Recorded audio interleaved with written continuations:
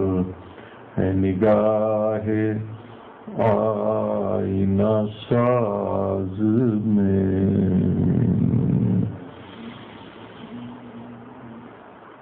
بتوں سے تجھ کو امیدیں، خدا سے نومیدی مجھے بتا تو صحیح، اور کافری کیا ہے؟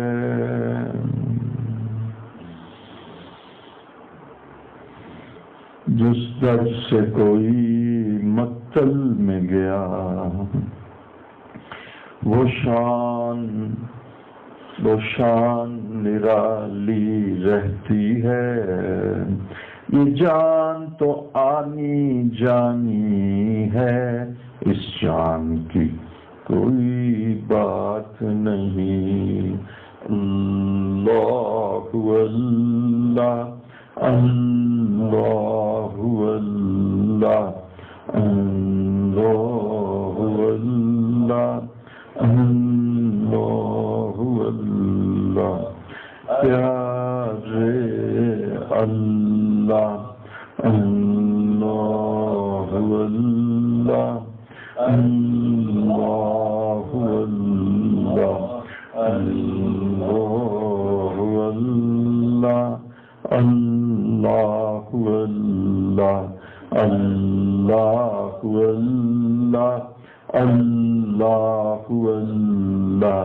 اللہ اللہ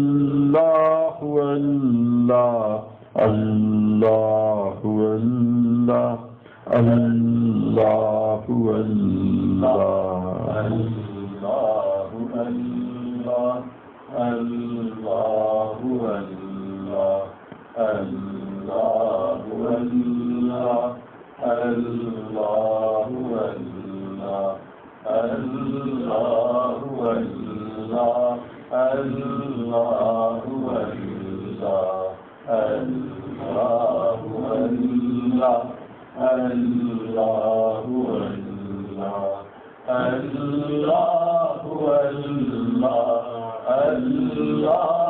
اللہ اللہ اللہ